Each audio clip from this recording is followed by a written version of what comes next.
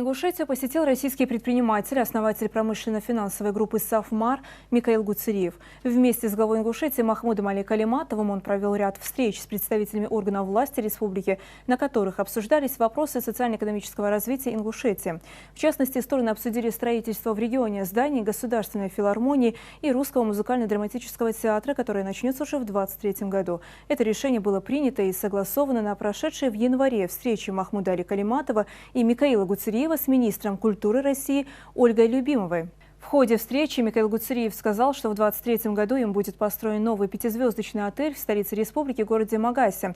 В 2024 году на территории Ингушетии планируется начать строительство новой республиканской клинической больницы, водозабора на реке Асса, а также здания краеведческого музея. В 2015 году президентом России Владимиром Путиным было заявлено о строительстве на территории Ингушетии 6 объектов культуры за счет федерального финансирования.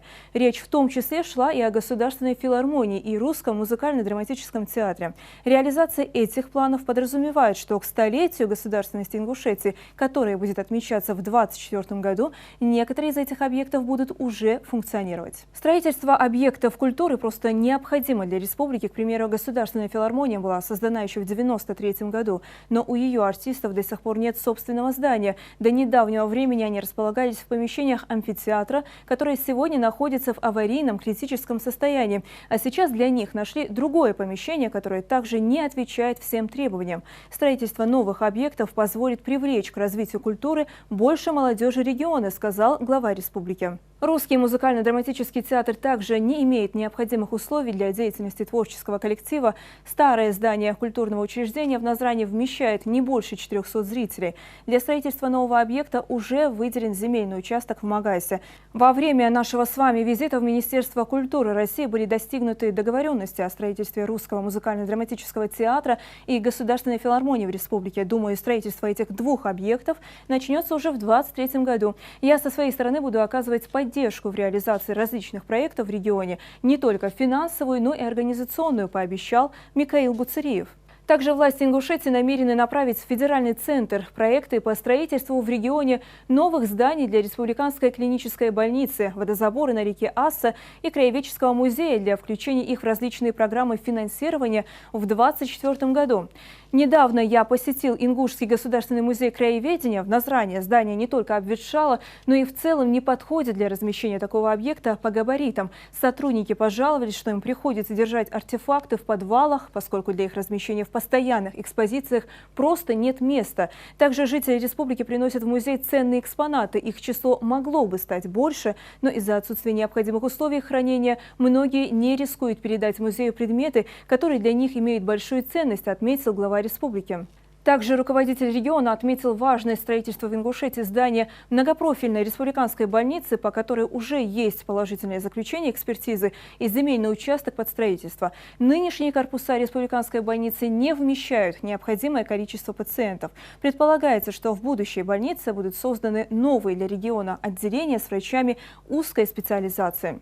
Созданный мной благотворительный фонд «Сафмар» имеет огромный опыт работы, реализации социальных инфраструктурных проектов в разных регионах.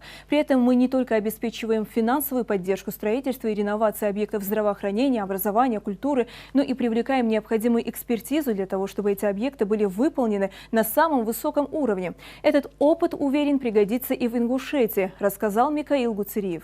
В целях реализации этих задач Махмудом Али Калиматовым и Микаилом Гуцериевым было принято решение о создании совместной рабочей группы с включением в нее членов регионального кабинета министров и депутатов Госдумы России от Ингушетии.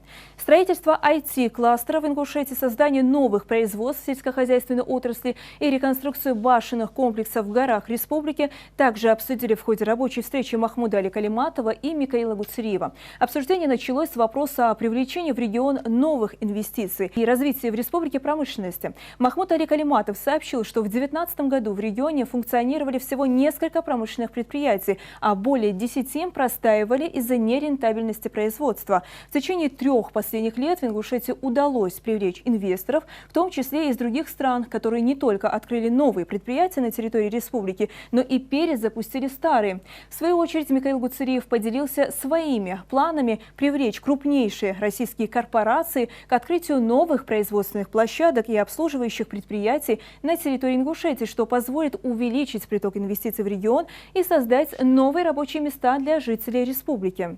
Также предпринимателями и правительством региона планируется создание инвестиционного бюджета развития Ингушетии, который будет формироваться за счет вложений пула коммерческих структур, заинтересованных в работе на территории региона. На сегодняшний день мы делаем все возможное для создания благоприятного инвестиционного климата, ввели и разрабатываем новые преференции для инвесторов, готовых развиваться на территории нашей республики. В данный момент у нас работают 12 промышленных предприятий, решающих задачи по производству качественной продукции, импортозамещению, увеличению налоговых поступлений в бюджет региона и созданию новых рабочих мест. Сейчас думаем о создании в регионе предприятия по переработке шерсти, сказал глава республики. По словам Махмуда Али Калиматова, за последние годы власти региона приложили особые усилия для развития животноводства, в том числе увеличения поголовья крупного и мелкорогатого скота. Сейчас в республике поголовье овец составляет более 300 тысяч. Это не только фермерские хозяйства и ГУПы, но также и сельские жители, которые содержат скот. Если создать серьезное производство, то люди получили бы возможность давать предприятию эту шерсть для переработки. Подобных производств нет даже в соседних регионах, сказал Махмуд Али Калиматов.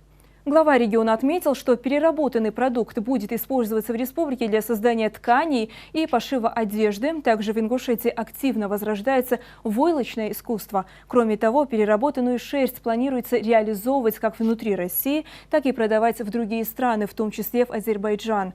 Микаил Гуцериев отметил, что у него имеется опыт создания подобного производства, которое в перспективе может оказаться высокорентабельным. Он заявил о своей готовности консультировать специалистов Минсельхоза Ингушетии в этом вопросе.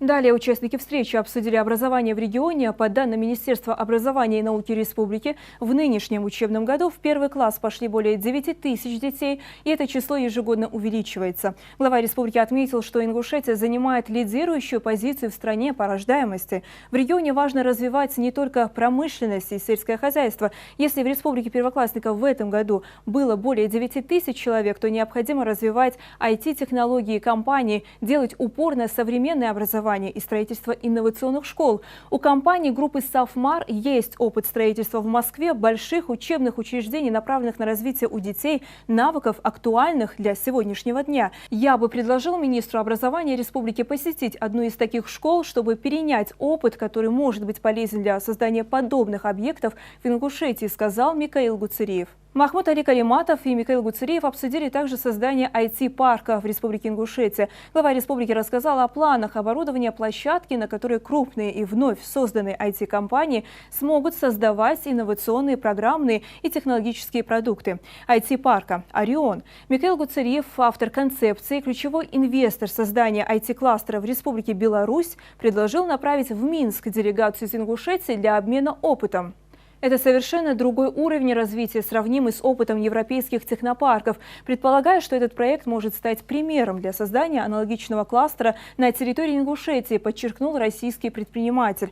Важной темой встречи стало развитие туристической отрасли, в первую очередь рекреационной инфраструктуры Джейрахского района Ингушетии. Джейрахский район – это древняя часть Ингушетии, наша прародина, откуда вышли все ингушские фамилии. Там наши корни, поэтому бережное развитие этой земли очень важно для меня лично и для всех ингушей. Мы уже начали здесь реализацию долгосрочной программы, рассчитанной на 20 лет. В нее входит реставрация всех родовых башенных комплексов, всех коммуникаций. Кроме того, мы планируем строительство здесь отелей, кемпингов и других объектов, связанных с туристическим бизнесом. В горах будет построен альпинистский комплекс, полностью реконструирован детский лагерь Эрзи, отреставрируем древний христианский храм Тхаба-Ирды и многое другое. Мы сегодня обсудили те инвестиционные проекты, которые мы обговаривали и раньше, предложения, которые вы сделали для развития ресторанного туристического бизнеса. Продвигаемся вперед, но в то же время самое главное – социальные вопросы. И когда вы взяли на себя возможность сделать это, а это большие, не 100 миллионов рублей, детский лагерь Эрзи, я не знаю, как вот высказать вам слова благодарности, потому что для нас это очень важно, у нас другого лагеря нет. части вот альпинистский лагерь, да, рассматриваете вопрос постройки там определенного комплекса. Ингушетия должна стать жемчужиной России в сфере туризма, поделился планами Микаил Гуцериев. Далее участники встречи подробно обсудили вопрос сохранения культурного наследия Ингушетии, а именно реконструкцию башенных комплексов, склепов и храмов в горах республики. На данный момент в регионе отобраны 10 башенных комплексов, сохранившихся более чем на 30%. Сегодня большинство ваших слов, ваших речей, ваших пожеланий касается древней Ингушетии, нашего Джарахского района. Там и моя родина, и ваша, всех наших ингушей, мы оттуда произошли, поэтому это очень для вас и для меня очень важно. Мы начали большую программу восстановления всех наших тейпово-башенных комплексов, коммуникации все. Конечно, это туристический комплекс, это, конечно, строительство отелей, строительство всех объектов, связанных с туристическим бизнесом, будем говорить правильно, да? Программа начата, программа идет вперед. Начинаем одновременно социальные все объекты, связанные с Джарахским районом, позволят нам привести Ингушетию древнюю в соответствии с теми принципами, правилами, которые мы определили. Да? Но наши, будем говорить, археологи, определили наши ученые. Одновременно плюс к этому это сопровождение, это дороги, коммуникации, инфраструктура, связанная с туристическим бизнесом, это туристический кластер. Создать все условия для того, чтобы древняя Ингушетия, Джайрах, являлся одной из жемчужин туристического. Она есть, но мы ее оживим. Мы ее оживим, да, мы ее оживим, я с вами полностью согласен. Она есть, была. И возродим, да, историю, славу наших предков. Готов и благодарен вам, что вы увидели, что сегодня и руководство республики, и правительство настроено на улучшение жизни республики в целом и каждого человека. Масштабные восстановительные работы проведут на территории самого древнего христианского храма в России Тхаба-Ерды и замкового комплекса в Авнушке. На данный момент идет реконструкция 3 башенных комплексов Ни, Морч и Харпи. Открыть объекты после реставрации планируется в 2024 году, к столетию государственности Ингушетии. В горах Ингушетии около 5000 башенных комплексов. Важно их реставрировать как на средства меценатов и тейпов, так и на бюджетные средства. Я считаю, что на восстановление всех объектов и развития горного района потребуется 20 лет. Пока я жив, я буду поддерживать этот проект и восстанавливать башни. Это наше наследие. Искренне верю, что это дело продолжится и после меня, но это уже будут другие люди, сказал Микаил Гуцериев. Для каждого ингуша очень важно наши башни. И вы взяли на себя ответственность, материальную ответственность, что вы будете приводить их в порядок. Вы как-то мне сказали, и ваши специалисты, что на 20 метров вы ушли вглубь, и там вы обнаружили еще 20 построений. Поэтому у нас есть, нам предки дали столько добра исторического, что мы можем только улучшать его и сохранять его. В то же время предприниматель отметил острый дефицит местных специалистов, которые могли бы принимать участие в реставрации таких сложных и важных объектов. Для решения этого вопроса Микаил Гуцериев предложил создать на базе одного из образовательных учреждений региона факультет, мастера которого будут обучать их ремеслу реставраторов.